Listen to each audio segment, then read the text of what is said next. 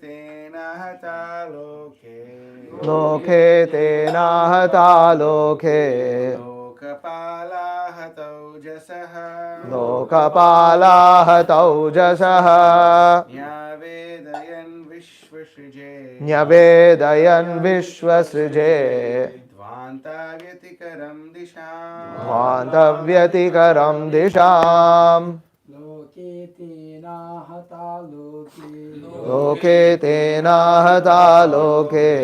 Lokapala hatau jasaha. Lokapala hatau jasaha. Nyavidayan vishvasrije. Nyavedayan vishvasrije. Dhanta vyatikaram disham. Dhvantavyatikaram disham. Loke tena hata loke. Loke tena hata loke. Lokapala hatau jasaha. Lokapala hatau jasaha. Nyavedayan vishvasrije. Nyavedayan vishvasrije. Vantavyatikaram disham. Dhvantavyatikaram disham. Loke tena hata loke. Lokapala hatau jasaha. Nyavedayan vishvasrije. Dhvantavyatikaram disham. Loke tena hata loke. Loke tena hata loke. Lokapala hatau jasaha. Lokapala hatau jasaha. Nyavedayan vishvasrije. Nyavedayan vishvasrije. Dhvantavyatikaram disham. Dhvantavyatikaram disham. Loke tena hata loke. Loke tena hata loke. Lokapala hatau jasaha. Lokapala hatau jasaha. Nyavedayan vishvasrije. Nyavedayan vishvasrije. Dhvantavyatikaram disham. Dhvantavyatikaram disham. Loke, within this universe. Tena, by the force of the pregnancy of Diti. Ahata, being devoid of. Aloke, light. Lokapalaha, the demigods of various planets. Hata ojasaha, whose prowess was diminished. Nyavedayan, asked. Vishvasrije, Brahma. Dhvantavyatikaram, expansion of darkness. Disham, in all directions. Translation purport by His Divine Grace A.C. Bhaktivedanta Swami Srila Prabhupada. Translation: by the force of the pregnancy of Diti, light of the sun and moon was impaired in all the planets. And the demigods of various planets, being disturbed by that force, asked the creator of the universe, Brahma, what is this expansion of darkness in all directions? Purport: it appears from this verse of Srimad Bhagavatam that the sun is the source of light for all the planets in the universe. The modern scientific theory, which states that there are many suns in each universe, is not supported by this verse. It is understood that in each universe there is only one sun, which supplies light to all the planets. In the Bhagavad Gita, the moon is also stated to be one of the stars. There are many stars, and when we see them glittering at night, we can understand that they are reflections of light, just as moonlight is a reflection of sunlight. Other planets also reflect sunlight, and there are many other planets which cannot be seen by our naked eyes. The demoniac influence of the suns in the womb of Diti expanded darkness throughout the universe. Text 3. Deva uchuhu tama etad vibhovetha samvignayad vayam bhrisham nahyavyaktam bhagavatah kalena sprishta vartmanaha. The fortunate demigod said, O great one, just see this darkness which you know very well and which is causing us anxieties. Because the influence of time cannot touch you, there is nothing unmanifest before you. Purport: Brahma is addressed herein as Vibhu and as the personality of Godhead. He is the supreme personality of Godhead's incarnation in the mode of passion in the material world, he is non-different in the representative sense from the Supreme Personality of Godhead, and therefore the influence of time cannot affect him. The influence of time, which manifests as past, present, and future, cannot touch higher personalities like Brahma and other demigods. Sometimes demigods and great sages who have attained such perfection are called Trikalagnya. Om Ajnanatimirandhasya Jnananjana Chakshurunmilitam Yena Tasmai Shri Gurave Namaha. Shri Chaitanya Manobhishtam Sthapitam Yena Bhutale Swayam Rupa Kadamahyam Dadati Swapadantikam. Vandeham Shri Guru Shri Yuta Padakamalam Shri Gurun Vaishnavamscha Shri Rupam Sagrajatam Sahagana Raghunathan Vitam Tam Sujivam Sadvaitam Savadhutam Parijana Sahitam Krishna Chaitanya Devam Shri Radha Krishna Padan Sahagana Lalita Shri Vishakhan Vitamscha. He Krishna Karuna Sindho Dinabandho Jagatpate Gopesha Gopika Kanta Radha Kanta Namostate Tapta Kanchana Gaurangi Radhe Vrindavaneshwari Vrishabhanu Sute Devi Pranamami Hari Priye Vancha Kalpatarubhyascha Kripa Sindhubhyevacha Patitanam Pavanebhyo Vaishnavebhyo Namo Namaha. Jaya Shri Krishna Chaitanya Prabhu Nityananda Shri Advaita Gadadhara Shri Vasadi Gaura Bhakta Vrinda. Hare Krishna Krishna Krishna Hare Hare Hare Rama Rama Rama Hare Hare. Okay, so because Prabhu already covered the previous verse, I'll just briefly touch upon it, and then I will try to cover 3 and 4. The pregnancy of Diti is expanding darkness, which is then covering the sun and the moon, and as is explained over here, there is only one sun. The moon is Nakshatranam Aham Shashi. He is one of the stars. So, Krishna says this in the Bhagavad Gita, and he also says, Idaditya gatam tejo jagad bhashayate kilam yat chandramasi yat chagno tad tejo vidhi mamakam. That this is chapter 15 in the opulences of the Supreme Lord. Krishna states that he is the effulgence of the sun and the moon. And Prabhupada in the purport over there states that even the brilliance of electricity or of fire, this all reflects the effulgence of the Supreme Personality of Godhead. And from this we can understand that anything that is representing the Supreme Personality of Godhead, that representation of the Supreme Personality of Godhead is said to be free from darkness. It gives, it's splendorous. It is splendor because Supreme Personality of Godhead is splendorous. When the Supreme Personality of Godhead, as we see Arjuna describing in the Bhagavad Gita, when the universal form was being described, he said if Sanjaya is describing this, that if hundreds of thousands of suns were to rise at the same time, their effulgence would still not equal the effulgence of the Vishwarupa, the universal form of the Supreme Personality of Godhead. So in the Supreme Personality of Godhead, and also you can see in Krishna's pastimes, one of the ways Krishna would find the butter that was hidden by the elderly gopis is by his own effulgence. His own effulgence, which would then get reflected by the beautiful ornaments that he is wearing. So therefore Krishna makes the ornaments beautiful, not that the ornaments make a person beautiful. In the material world, when we wear ornaments, those ornaments, they contain, they're effulgent because they absorb light and then they reflect it. So for us, because conditioned living entities, we are having a body made of the 3 modes of material nature, and this is nothing but a manifestation of Maya, and Maya is darkness. What is that? Krishna Surya Sama Maya hoy andhakar. Jaha hoite taha nahi Maya adhikar.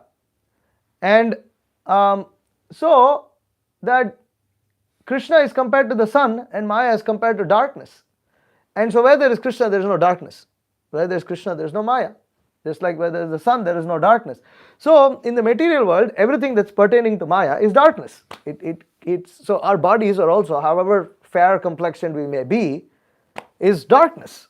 It is nothing but darkness. And therefore, we become beautiful when we wear ornaments. When you need to have photography, lighting is very important. Why is lighting so important? Because we are dark. But Supreme Personality of Godhead doesn't need any light. He is effulgent. He is beautiful. And this effulgence Also, Chaitanya Mahaprabhu, he exhibited that Brahman effulgence to attract the sannyasis of Varanasi. Chaitanya Mahaprabhu is very effulgent in himself. We will see more about this. So, anyways, the point is that the sun is the best representation of the Supreme Personality of Godhead's effulgence within the material world, because Krishna says that himself. That what is that? I just quoted that. No. Tat tejo vidhi mamakam. That was the beginning of the verse. I just quoted it. Now I can't remember. Just see. Yada yadaditya gatam tejo jagat bhashayate kilam.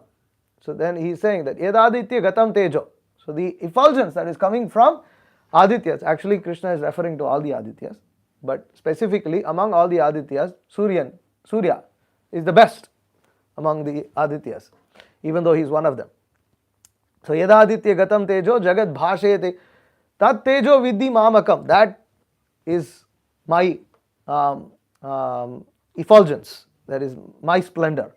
So in this way we can understand, and Prabhupada he states in other purports, which I'm not going to quote right now, that just see how wonderful Krishna consciousness is. Just by looking at the sun, just by looking at the moon, which you see every day, you can be Krishna conscious. What is the difficulty? But we don't. We look at the sun and the moon and we don't think of Krishna. That's our problem. Therefore, we are the universal form, and these kinds of things are described in the Bhagavad Gita and Srimad Bhagavatam, so that we see Krishna everywhere. And we become Krishna conscious in this way. Okay, going to text 3. So here, if you see, what happens is the demigods, they tell Brahma, just see this darkness which you know very well and which is causing us anxieties. Because the influence of time cannot touch you, there is nothing unmanifest before you. So here, as Prabhupada says here in the purport, that Brahma is being addressed as Vibhu. He is being addressed like he is the personality of Godhead. And Prabhupada says that because he is the representative, Prabhupada says in the representative sense, he is non-different from the Supreme Personality of Godhead. Therefore, the influence of time cannot affect him. So, here the demigods are becoming disturbed by this darkness. Now, when we think, how is this that this darkness is spreading? You see, the demoniac influence, as Prabhupada states that the demoniac influence of the demoniac personalities within the womb of Diti is spreading darkness. How can you understand this? It just shows that how powerful their association is, that their association or their presence in itself creates such great tamogun that it is affecting those who are weaker and who will get affected by when they appear, because the demigods are going to get kicked out of their posts, because Hiranyakashipu and Hiranyaksha are more powerful than the demigods themselves. And from this you can understand that this is very repeated, that you will see that the Bhagavatam is repeatedly refers to Maya, darkness, Tamogun, all in the same platform. So, just as good association can transform us, bad association can spoil us. And how does it spoil us? It clogs the mind. The mind becomes contaminated, the mind becomes disturbed. And Hiranyakashipu and Hiranyaksha were so powerful. You can see that if we've been fortunate enough to be around saintly persons, you can feel that just by coming into their presence, your mind becomes elevated. Prabhupada, Mukundatta Prabhu, in his class, he was in his Guru Puja seminar, he refers to Srila Prabhupada and he says, even the first time he saw Srila Prabhupada, immediately he could recognize that this is not a personality of this world. He said his countenance, his demeanor, and so many devotees would say, just by coming into Prabhupada's presence, all their worries melted away. And that immediately there was inspiration, enthusiasm to practice Krishna. Prabhupada didn't have to say anything, Prabhupada just had to be there. Such a powerful presence. And so this goes both ways.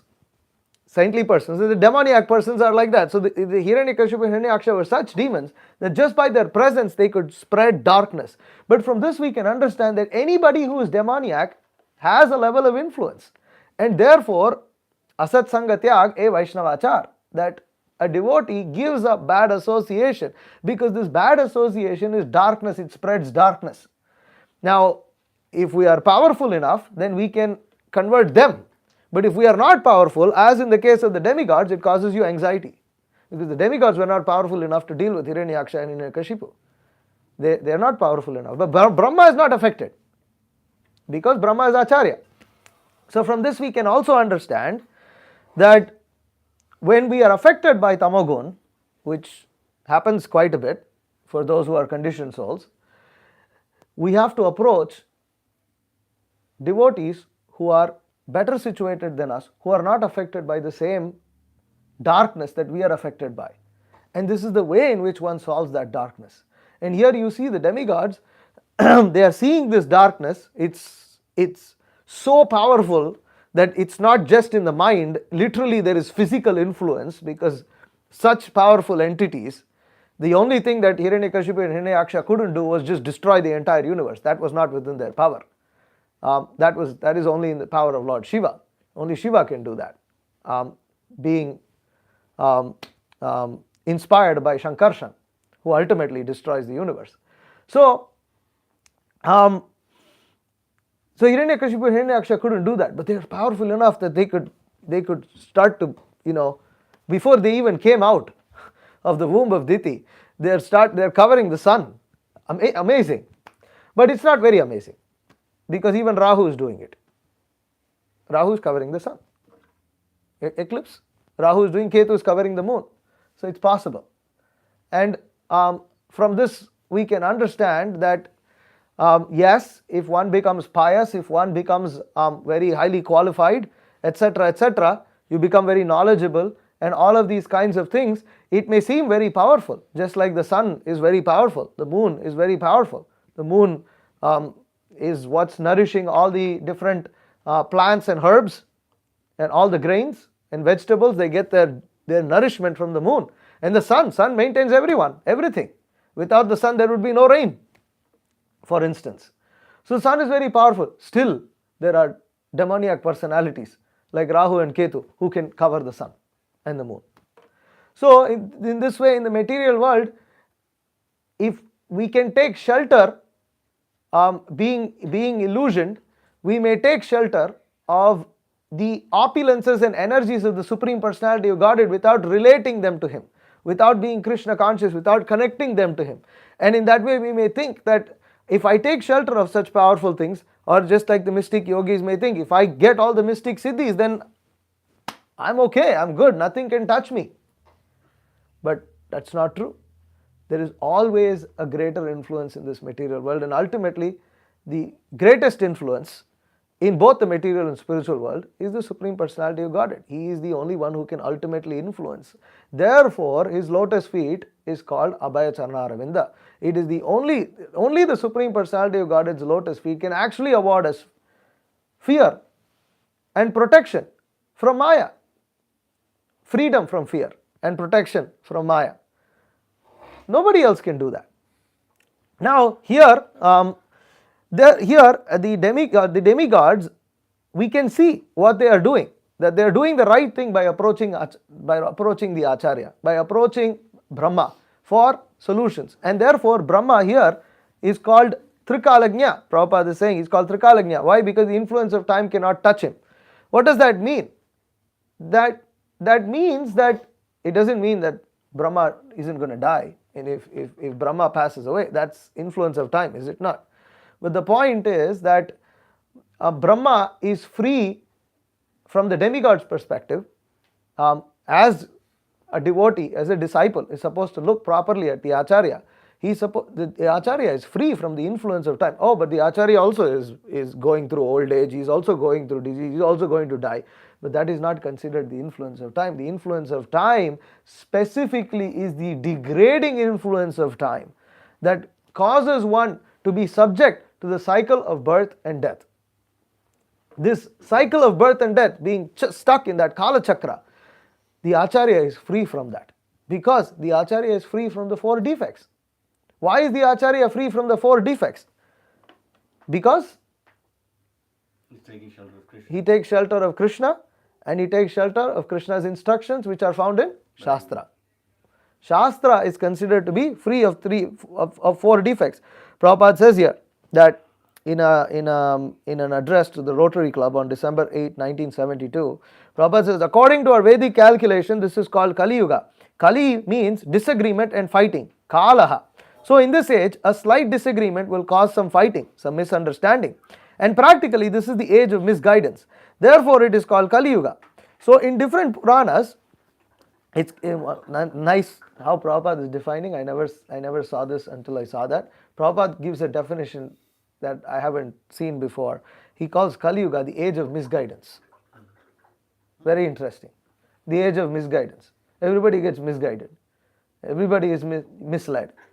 So, therefore, in different Puranas, the symptoms of Kali Yuga is described. Shastra. Shastra means Trikalagnya. Shastra is not ordinary book. Therefore, our Vedic literatures are known as Apaurushaya, not written by ordinary human being. Ordinary human being who's called, according to Shastra, conditioned soul, they are conditioned by so many nature's laws. So, the conditioned soul is conditioned by nature's laws, which include the 4 defects.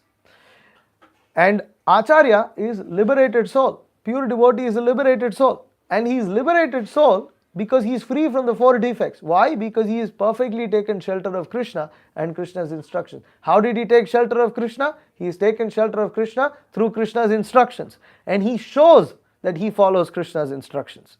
This is called Acharya. That he shows by example. Not just by instructing, but he shows by example. And by example, he becomes free. And Prabhupada in 3rd canto, chapter 42, text 12. Let's see here. One second.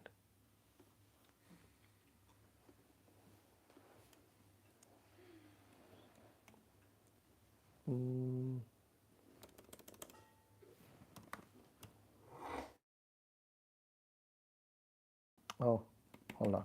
There's some mistake here.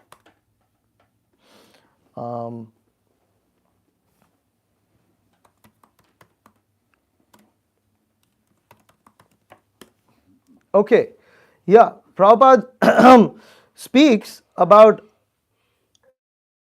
sacred thread is the sign of those who are competent to study the Vedas from the Acharya or bona fide spiritual master. Sri Sukadeva Goswami did not undergo such purificatory ceremonies because he was a liberated soul from his very birth. The spiritual, generally a person is born as a human being and by purificatory processes he is born for the second time to light and seeks direction for spiritual progress. He approaches a spiritual master for instruction in the Vedas. The spiritual master accepts only the sincere inquirer as his disciple and gives him the sacred thread. So then Prabhupada says a progressive Brahmana must necessarily become a Vaishnava, for a Vaishnava is a self-realized learned Brahmana. So the point is that the disciple is meant to become Acharya. What does that mean? That means the disciple has to eventually become free from the 4 defects. How does the disciple become free from the 4 defects?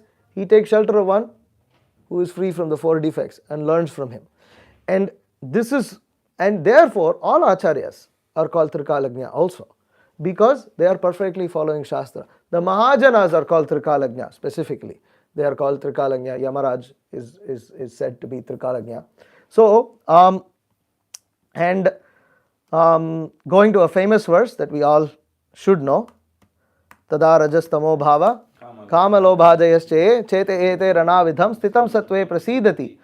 That as soon as irrevocable loving service is established in the heart, the effects of the nature of the modes of passion and ignorance such as lust, desire and hankering disappear from the heart. Then the devotee is established in goodness and becomes happy. So another characteristic of getting mercy is said to be that there is light, there is goodness. Light means what? That you get to see things. So the next verse, evam prasanna manaso. prasanna manasa. Then in Bhagavad Gita you see also, chapter 2, Krishna says, prasade sarva dukkhanam hanirasyopajayate prasanna chetaso hyapsu buddhiv paryavatishtate. That prasade sarva dukkhanam, that dukkha goes away by mercy. That mercy has to be received from someone who is above that ignorance that is affecting us. That ignorance causes anxiety. Ignorance causes anxiety. To get free from ignorance, you have to go to someone who is already free from such ignorance. And by their mercy, what happens? Our miseries go away and prasanna chetasaha. Prabhupada in the word to word, prasanna chetasaha, he uses the translation of the happy minded. Of the happy minded. So demigods are miserable. Therefore, when we are suffering, when we are miserable, we should approach devotees who are senior. We should approach the acharya, we should approach other devotees, and we should try to seek help. If we don't do that, there is no way of getting out of this ignorance. There is no way of getting out of that darkness. And there's another nice verse which oh, this is one that we all also know. Bharata bhumite hoilo manushya janmajar janma sartha kari karo paro upakar. Adi Leela chapter 9 text 41. Right? And what does this mean? It means that one who has taken birth as a human being in the land of India, Bharata Varsha, should make his life successful and work for the benefit of all other people. Prabhupada in the purport gives a very nice explanation. He says, although the present leaders of India are influencing the people not to believe in God, not to believe in the next life, and not to believe in a distinction between pious and impious life, and although they are teaching them how to drink wine, eat meat, and become supposedly civilized, people are nevertheless afraid of the four activities of sinful life, namely illicit sex, meat eating, intoxication, and gambling. And whenever there is a religious festival, they gather by the thousands. This is true even today. Still it is true. Now, it's very important to see here that Prabhupada is saying, the leaders of India are influencing people not to believe in God, not to believe in next life, and not to believe in a distinction between pious and impious life. Flip that to the contrary. This is what we should be teaching. This is what devotees should have within our devotional society and to people who we are trying to cultivate. We need to teach them to believe in God. We need to teach them to have faith in Krishna. We need to teach them to believe in a next life. There is next life. Don't live your life like this is your only life. We have to prepare ourselves for the next life. And what is that next life that we should prepare ourselves? We should go back home, back to Godhead. We should go back home, back to Godhead. This is what we need to prepare ourselves for. And there should be a distinction between pious and impious life. If we have no conception of what is piety, what is impiety, we are lower than animals. Why distinction between piety and impiety? Because piety equals light. Impiety equals darkness. That the mode of goodness by nature is said to be illuminating. Krishna describes this in Bhagavad Gita. He gives the characteristics of the mode of goodness, passion and ignorance. The mode of goodness is said to be illuminating. What does it illuminate? Anybody remembers from Bhagavad Gita? Huh? All the gates of the body. Krishna says all the gates of the body are illuminated.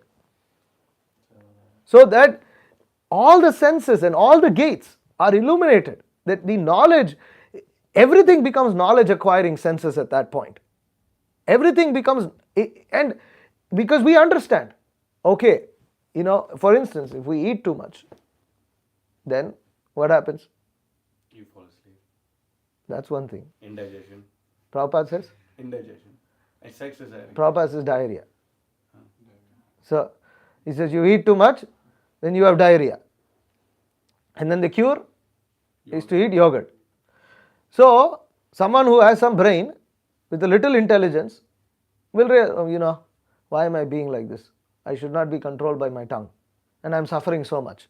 Let me control my tongue. Let me practice Krishna consciousness and maintain the body for serving Krishna. Let me not eat to live. Sorry, let me not live to eat, but rather eat to live. I need to survive and I need to maintain my body. So then even the gate of the lowest gate in the body serves as something for a person in the mode of goodness. That suffering leads to some level of detachment and enlightenment. But for somebody who's in the mode of ignorance, it doesn't. So, we have to have a distinction between pious and impious life. Anyways, going on, Prabhupada says, at present, for the want of Krishna consciousness or God consciousness, the entire world is in darkness, having been covered by the four principles of sinful life: meat eating, illicit sex, gambling, and intoxication. Therefore, there is a need for various propaganda to educate people to refrain from sinful activities. This will bring peace and prosperity. The rogues, thieves, and debauchees will gradually decrease in number, and all of human society will be God conscious. So, Prabhupada here directly says that the four principles of sinful life causes darkness, and that we see. We see in today's world that the four principles of sinful life, meat eating, illicit sex, gambling, and intoxication, causes darkness. And it completely clouds the brain of someone who is influenced by these things. And therefore, as devotees, we have to be extremely careful that if any of these four things happen, immediately there is darkness. And when there is darkness, you cannot see between right or wrong. You cannot, it becomes very difficult. And going further to the appearance of the Supreme Lord, Sri Chaitanya Mahaprabhu, Nimai, in Adi Leela, chapter 13, text 97. Prasanna haila dashadhik, prasanna nadi jala, sthavara jangama haila anande vihvala.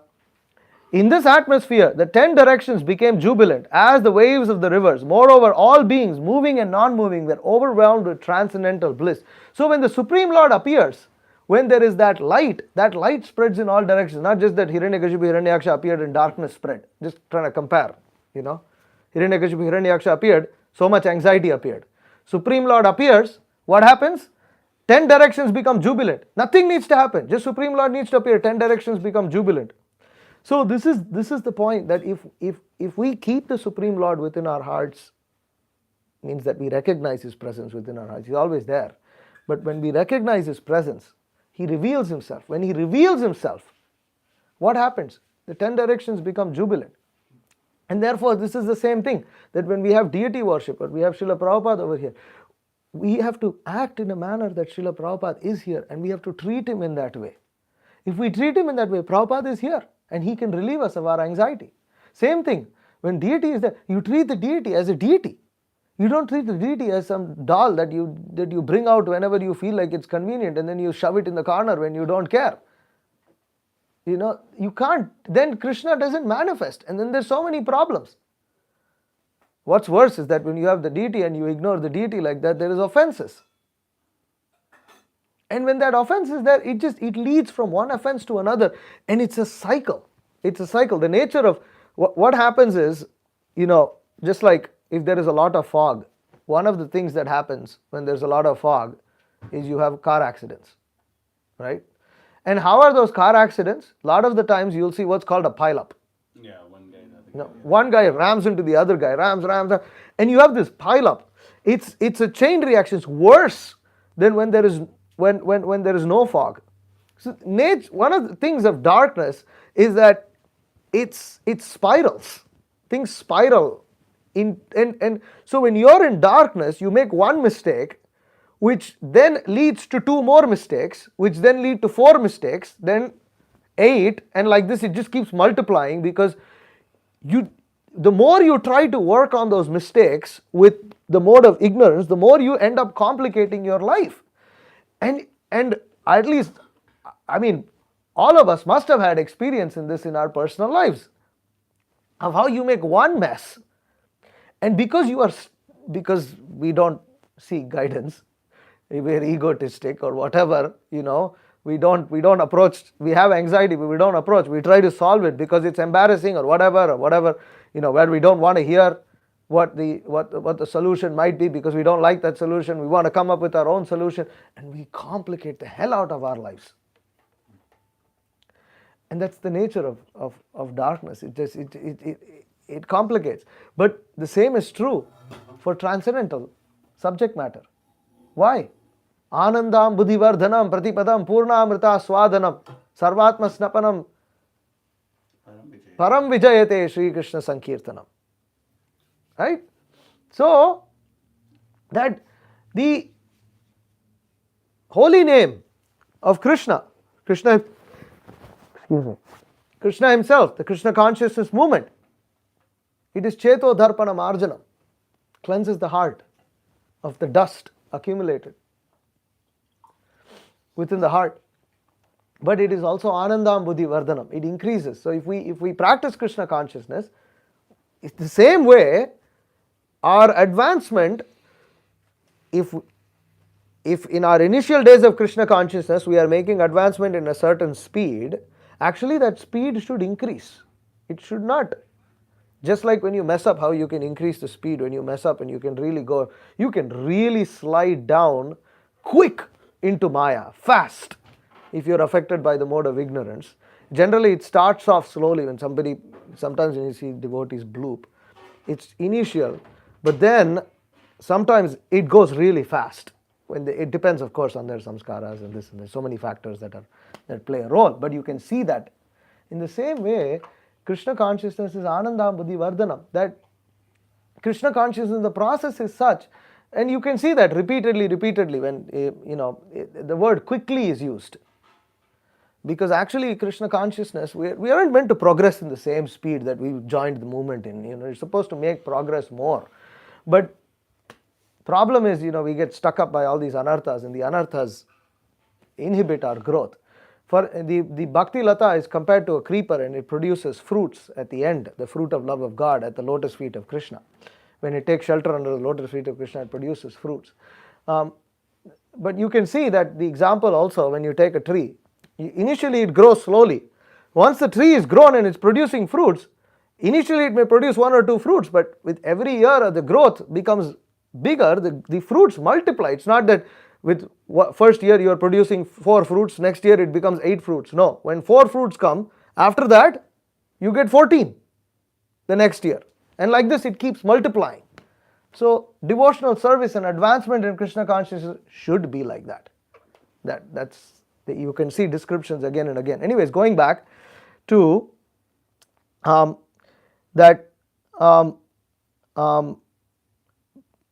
regarding Chaitanya Mahaprabhu's appearance, the very nice verse is there in 1398. Nadiya Udaya Giri Purna Chandra Gaura Hari Kripa Kari Haila Udaya Papa Tama Haila Nasha Tri Jagatera Ullasa Jagabhari Hari Dhvani Hoy. That the word Udayagiri is used here. That thus by his causeless mercy the full moon Gaurahari rose in the district of Nadia, which is compared to Udayagiri, where the sun first becomes visible. His rising dissipated the darkness of sinful life, and thus the 3 worlds became joyful, and chanted the holy name of the Lord. So you can see here that when the Supreme Lord appears, he dissipates the darkness of what? Not just the darkness like the sun dissipates, it dissipates the darkness of sinful life. And Prabhupada already described the darkness of sinful life as the breaking of the 4 regulative principles. So, and finally, I want to read, 2 more things that I want to read. This is regarding the holy name in Antya Leela, chapter 3, text 32, another beautiful verse. Tam nirvyajam bhaja gune nidhi pavanam pavananam Shraddha Rajyan Matiratittaram Uttama Shloka Maulim Pranakuhare Hantayan Nama Bhanor Abhasopi Kshapayati Mahapataka Dhwantarashim. This is from Bhakti Rasamrita Sindhu, and Rupa Goswami writes, O reservoir of all good qualities, just worship Sri Krishna, the purifier of all purifiers, the most exalted of the personalities worshipped by choice poetry. Worship him with faithful, unflinching mind, without duplicity, and in a highly elevated manner. Thus, worship the Lord, whose name is like the sun. For just as the slight appearance of the sun dissipates the darkness of night, so a slight appearance of the holy name of Krishna can drive away all the darkness of ignorance that arises in the heart due to greatly sinful activities performed in previous lives. So, when the spiritual master gives us the holy name, it's like that the spiritual master accepts all the sins of the disciple And if the disciple can take advantage of that and not commit further sinful activity and follow the four regulative principles, chant the holy name in an offenseless manner, automatically he will make advancement. The advancement becomes automatic. That Prabhupada also uses that word automatic. Many times you will find in his purports. Automatically. Automatically means it just happens by itself. But you don't have to inhibit it. If you inhibit an automatic process, if you stop it, then it will get stopped. But if you let it go the way it's supposed to go, then it will be automatic. But that's where our problem arises, is we are pretty good at inhibiting that. So finally, I wanted to read this ecstatic pastime from Chaitanya Bhagavat. This is the deliverance of Jagai and Madhai. So, Jagai and so the example is given that Jagai and Madhai, they had no qualification to be delivered. They didn't even offer any prayers. It's very beautiful. You see, let me go a little ahead. Okay, let me go a little ahead. This is really nectar. Okay. I'm just going to read the verse translations.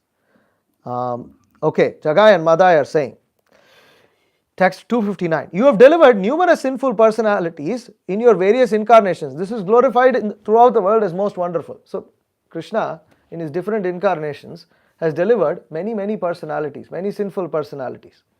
So, what is the greatness in delivering Jagai and Madhai? What is the speciality? Jagai and Madhai themselves stated in Chaitanya Bhagavat. By delivering us too, however, your past glories have become minimized. How is that? How is that? Even the glories of delivering Ajamil have become minimized by delivering us. How is that possible? Even Ajamil, the deliverance of Ajamil also has become insignificant after the delivery of Jagai and Madhai. We are not flattering you. We are speaking the truth. Ajamil was actually fit for liberation. It is stated that in the Vedas that a person who has killed millions of Brahmanas immediately attains liberation if he chants your name. And then Bhaktisiddhanta Saraswati Thakur gives a very nice purport, but I'm not going to read that right now. Such a name was vibrated by Ajamil, so his deliverance was not very wonderful. You incarnate to establish the truth of the Vedas. If you do not deliver the living entities, then the words of the Vedas become false. So Krishna has to deliver the living entities. The words of the Vedas cannot become false. Therefore, what he has done in the past is according to what has happened, according to what the Vedas have stated. Yet, we have harmed the body of your associate and still you have delivered us. This is unheard before. This is unheard before. This is what Jagai and Madhai are saying. They committed an offense at one of the personal associates of the Lord, rather the topmost associate of the Lord, Sri Nityananda Prabhu. Who can be more greater than Nityananda Prabhu? Nobody is more great. They offended him and still they got delivered. This is unheard of. This is impossible. Doesn't exist in any of the other incarnations of the Lord. So then he says, oh Lord, just see how much difference is there between you and us too. On hearing the name Narayana from the mouth of Ajamil, 4 Mahajans came and appeared before him.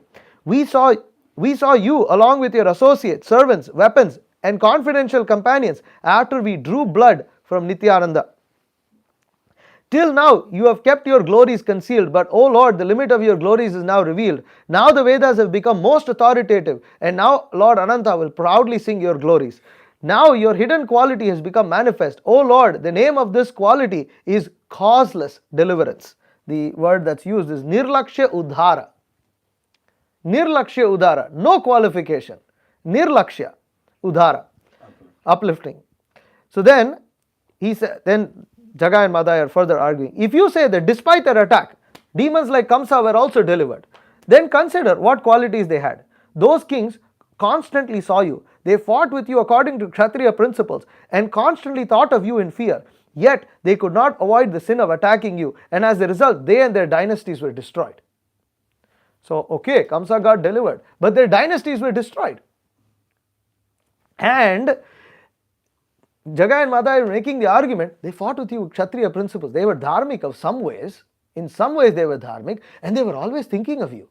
We never thought of you. We didn't do, that's the implied message, that Jagai and Madhai, they didn't fight according to dharmic, they were Brahmanas, but they were lower than the lowest.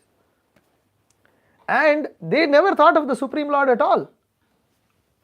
So, they left their bodies while seeing you, yet which great soul cared to touch them? The pure devotees who once took bath in the Ganges after touching our shadows are now touching us. O Lord, this is certainly due to your extraordinary glories. Who can be deceived? Who can be deceived now? Everyone is convinced. So the point is, after Kamsa was killed, you don't see, he was killed by the Supreme Lord, but you don't see anybody going and worshipping or embracing his body or anything like that. But here you hear descriptions of how Jagai and Madai are embraced by the devotees. And so Jagai and Madai are making this point that how is this? This is extraordinary. This is unimaginable. The devotee Gajendra offered you prayers and you delivered him because he was fully surrendered. That example cannot be applied to demons like Putana, Agha and Bhaka. Although they attained the spiritual world when they left their bodies, who had the power to see that without Vedic knowledge? What you have done to us two sinners, however, has directly been seen by the people of this world. So it looks like Putana died in a very miserable way. Agha and Bhaka died in a very miserable way. But Jagai and Madai, they are delivered so that all the conditioned souls of the world can see that deliverance. Others, they only can hear about it from the Bhagavatam. They cannot see that deliverance. But Jagai and Madai, the deliverance is seen. The sinners that you have previously delivered all had some qualification or other, but now you have causelessly delivered two persons who were Brahmana demons. This is only due to your mercy. Jagai and Madai cried as they offered these prayers, such as the matchless pastimes of Lord Chaitanya. On seeing this matchless pastime, all the Vaishnavas stood up and offered prayers with folded hands. O Lord, without your mercy, not even one's father will understand the prayers offered by these two drunkards. Who can understand your inconceivable energies, or when, how, and on whom you bestow your mercy? The Lord said, these two are no longer drunkards. From today on, these two are my servants. All of you bestow your mercy upon these two, so that birth after birth they do not forget me. Forgive whatever offenses they have committed against you, and show compassion upon them. Hearing the Lord's words, Jagai and Madai fell down at everyone's feet. All the devotees blessed Jagai and Madai, who were then freed from all their offenses. So, what's so amazing is not only that we think, okay, Jagai and Madai, they got forgiven from their offenses because they went and sought forgiveness. But the Lord asked the devotees to forgive their offenses. He orders them to go and fall at their feet, but the Lord also instructs the devotees to forgive them. So this also we can understand how merciful Lord Chaitanya is, that if we commit Vaishnava aparadh and we, for whatever reason, we are offensive in nature, if we go and seek forgiveness, and these Vaishnavas are genuine devotees, they are sincere, then the Supreme Lord from within their heart inspires them to also forgive that offense. It goes both ways. It goes both ways. It's not that we go and seek forgiveness from a Vaishnava and the Vaishnava becomes puffed up and acts like a bigot, because they came and forgot, like that or something like that. No, the Vaishnava's heart melts.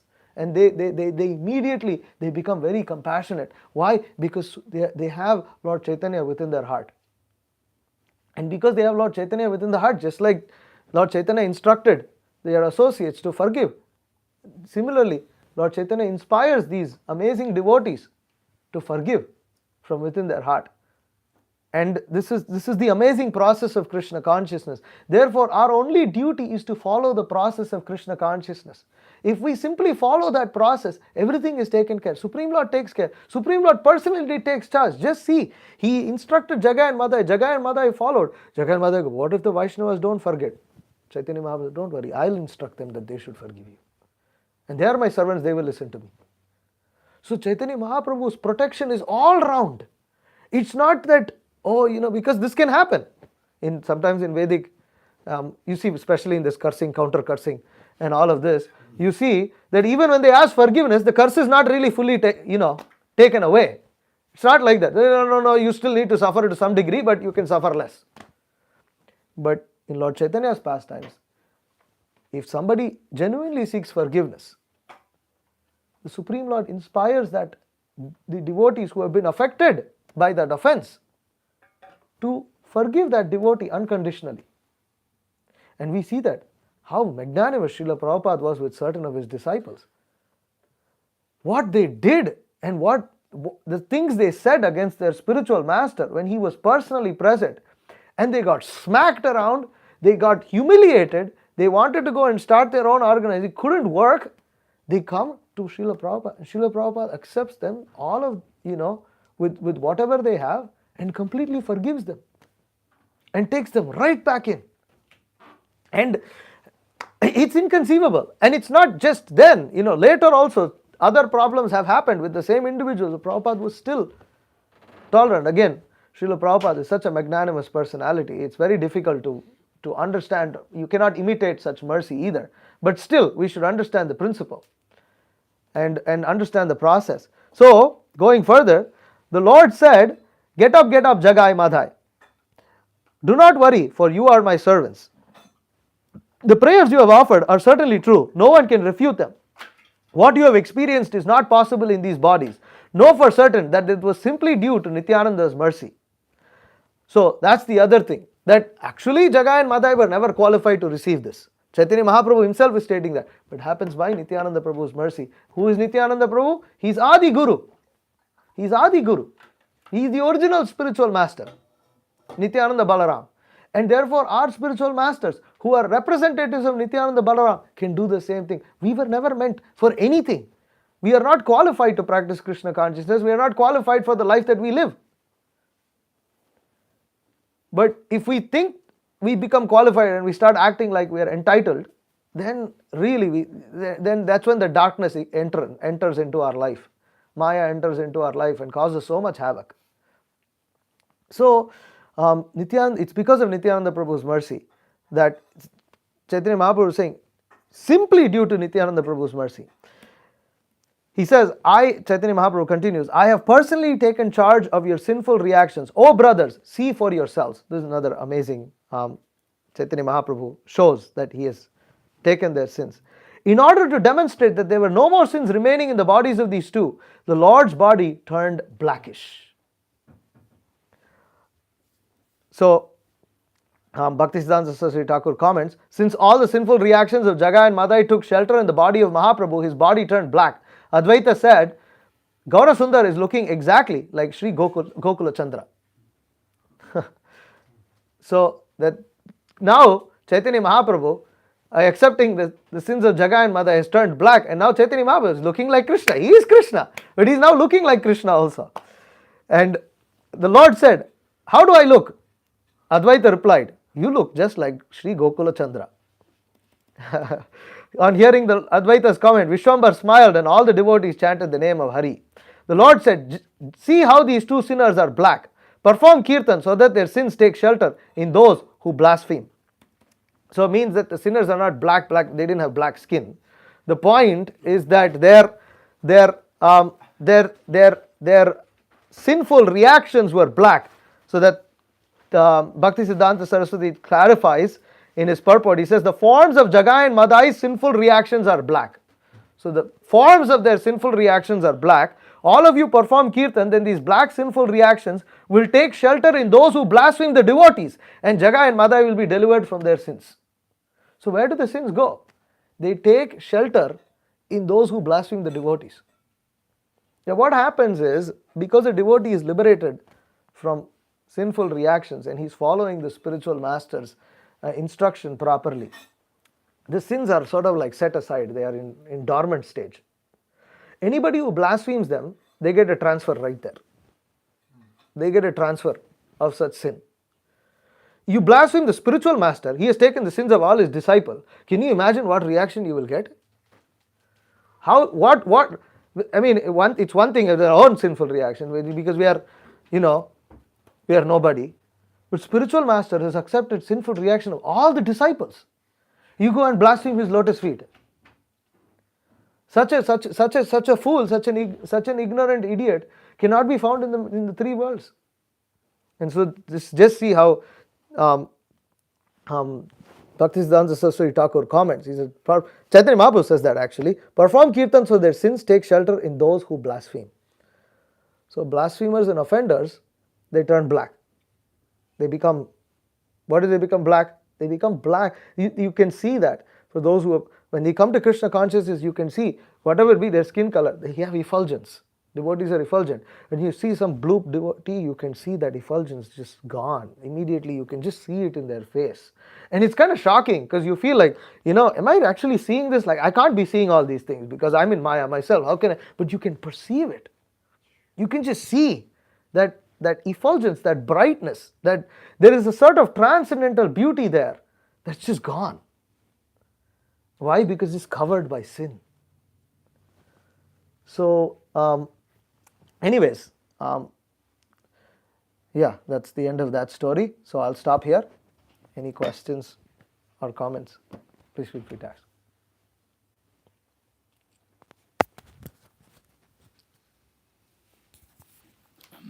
Yeah, I mean, I think you covered a lot of important things. You were saying that, this pastime, I was also thinking that when you're reading that Nityananda Prabhu is like the center of that whole pastime, and that a devotee of the Lord is able to, because otherwise it would have just turned into another one. The mercy comes through, Sudarshan Chakra, head's cut off, and then, all right, He got liberated. yeah, so you don't see it, but the mercy of the Vaishnava, and specifically thinking you're talking about darkness and sinful reaction, that when we neglect the opinions and the overall, advice of the Vaishnava around us, then that immediately is darkness. And if we're doing anything and we're thinking, they might not approve it, so let me do it anyways, then that's immediately, we've entered into darkness. So it's always better position, and we were talking about that in the classes there, to always think in the mindset of what is pure devotional service and is it authorized by the Vaishnavas. Because like you were saying that yesterday, we were talking, you were saying that ultimately we're dependent on each other to kind of keep us in check, because often our material desires may take us in a direction that, and we justify it in so many ways. And then, that nature to just, oh yeah, I can do it, and then, if I'm successful, then I'll be looked at as like, I did something. But the other thing is that even if you're successful, it may also, if it may bewilder you. It may bewilder you, and it may not give the right fruit, because it's not done with the permission and the blessings of the Vaishnavas. So it's like a very central point in our life to consider always taking the opinions of the Vaishnavas and advice of the Vaishnavas. As soon as you think of they don't know what they're talking about, and the assembly of the Vaishnavas don't know what they're talking about, then it seems like especially when there is a unanimous opinion. In Vaishnava culture, the sabha is given a lot of importance. The Vaishnava sabha, and you can see that repeatedly, especially in Chaitanya Bhagavata, you will see that a lot, where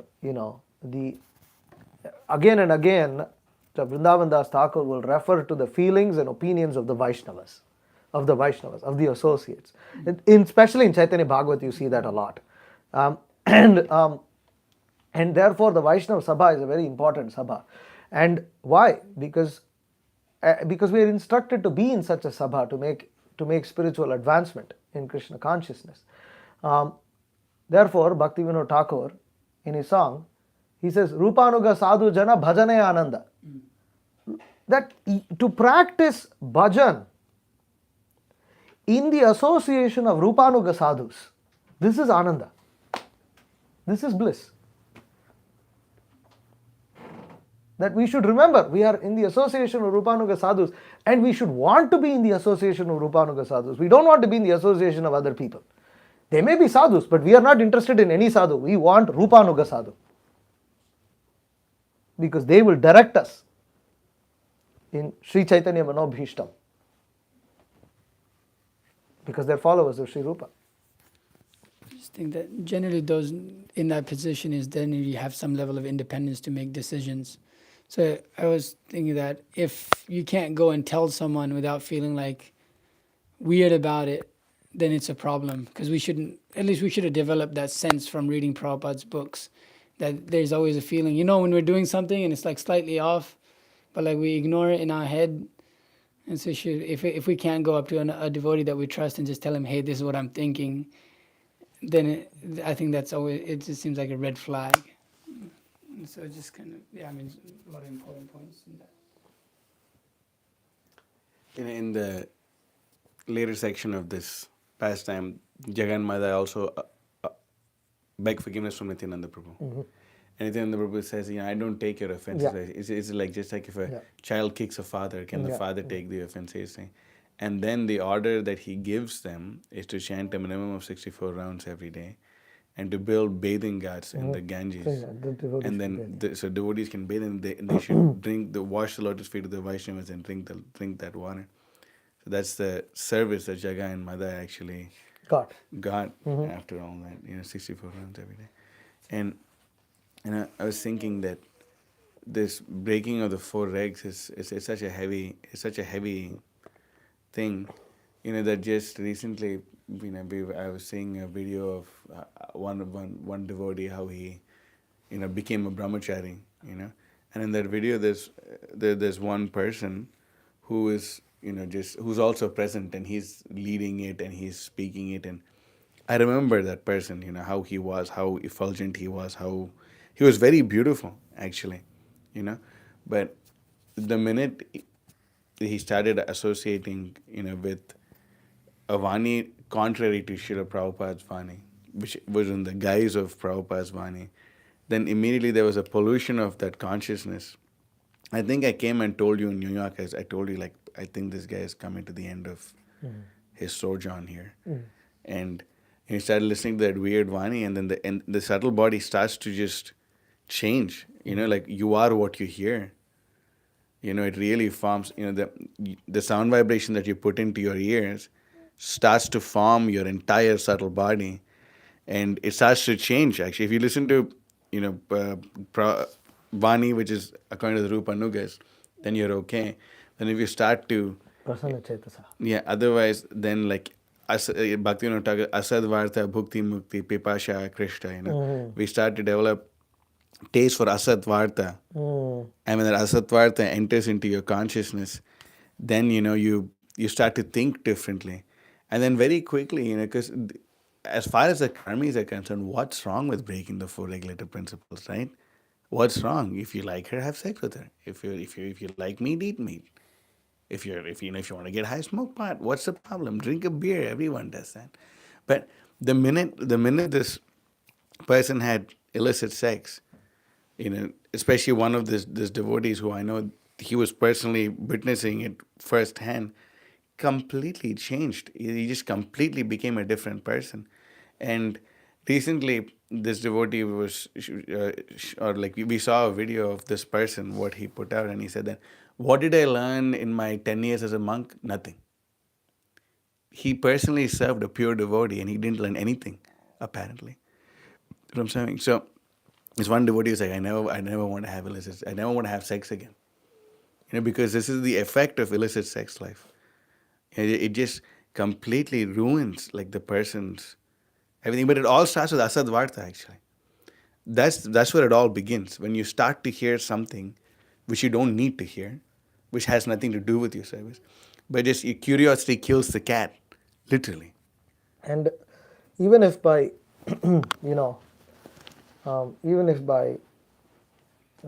somehow by ill luck, we happen to hear such things, or some things confuse our minds and things like that, then like the demigods did, we should approach, the Guru, and we should approach the assembly of the Vaishnavas, we should approach the Vaishnavas, we should approach other devotees, we should approach senior devotees, because that's how we can gain freedom from that. Okay, the demigods sort of inadvertently became affected by ignorance, but what did they do? They didn't sit in that muck. They tried to go and seek protection and guidance from Brahma. Yeah. And I was thinking the reason why also the acharyas are known as Sri Kalagya is because they take shelter of Krishna, and Krishna himself describes himself in the Bhagavad Gita as Vedaham samatitani vartamanani charjuna bhavishyani cha bhutani mamta vedana kashna. Like Krishna himself says, I know past, present, and future. So when one who knows Krishna knows everything. Yeah, when you take shelter of Krishna, you understand past, present, and future. And from also one way to understand how acharyas also see past, present, and future is because they are referring to Shastra, and Shastra predicts. And in Shastra, you find the signs of Krishna consciousness. And if you practice Krishna consciousness in a certain way, it's going to give you a certain type of result. You practice Krishna consciousness pure, it will yield pure devotional service and for the love of God. If you practice devotional service in a mixed way, then you get different types of results. And that in one sense is seeing the future.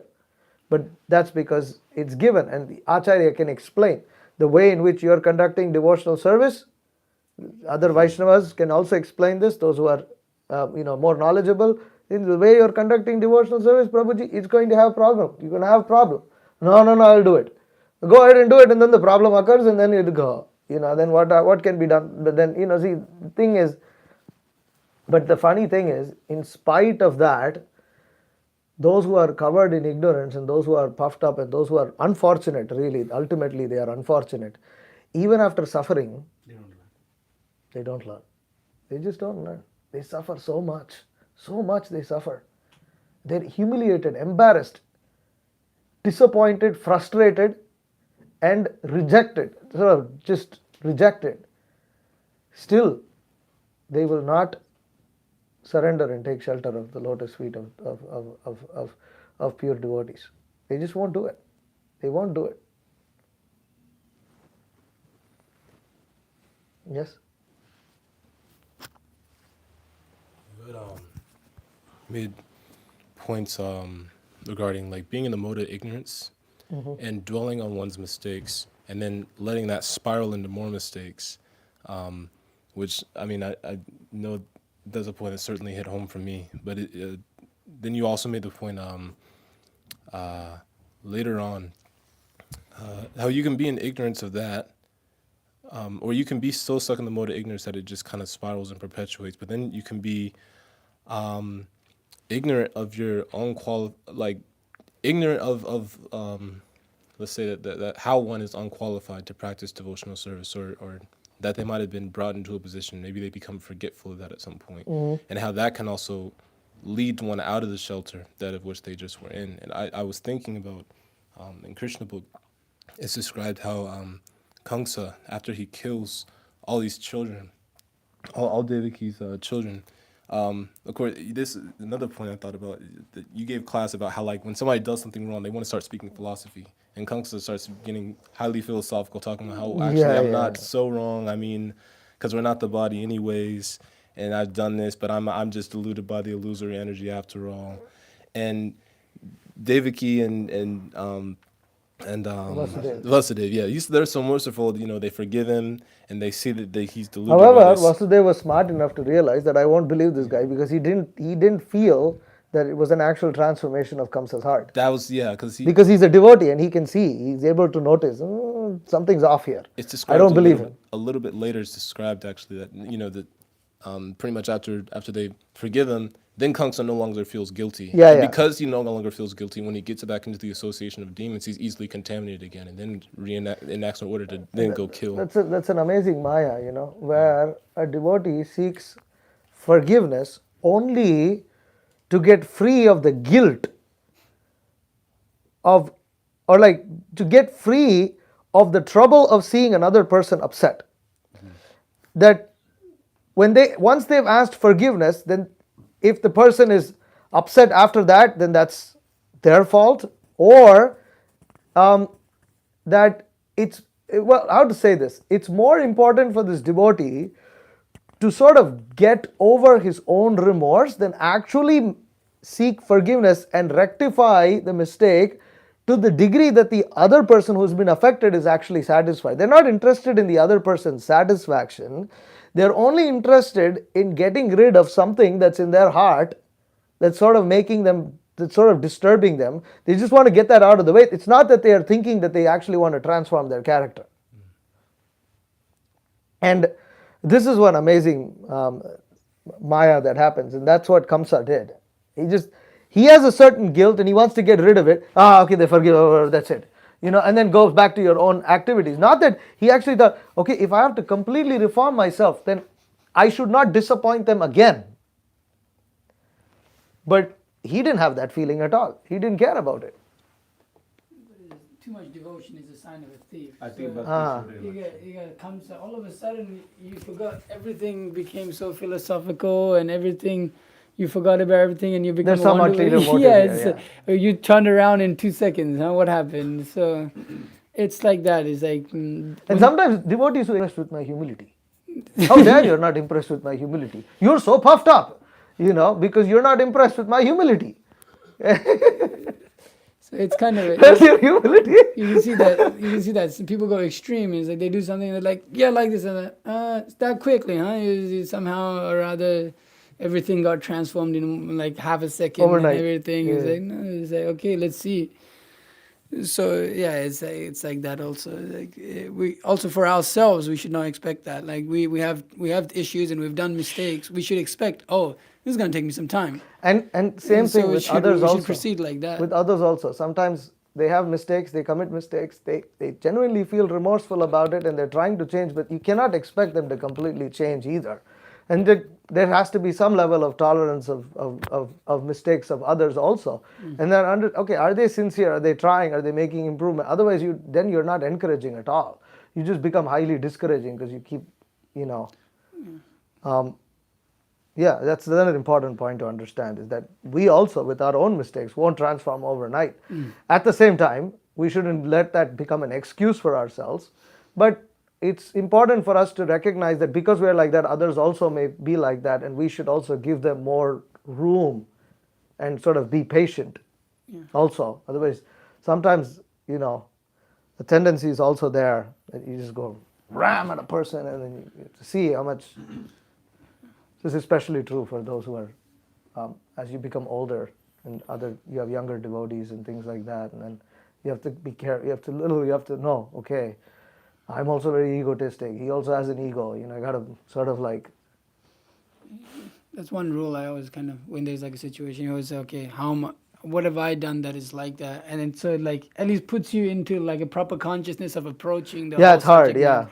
You really got to do that especially, and that seems to be a part of maturing in like Krishna consciousness, Yeah. to be able to see like not just like, oh, this person Because is, Guru is like that with the disciples, right? Guru can be as heavy as he wants to be, but even then Guru will not be heavy, completely all the time heavy. It's not like standard thing. Guru is like, bam, just go blast all his disciples. It's not like that. There's many times the Guru sort of like overlooks certain things. Sometimes he says something gently. Sometimes he'll tell it 1, 2, 3 times. Then he'll get heavy. He could go heavy at the first thing, and you can never fault the Guru.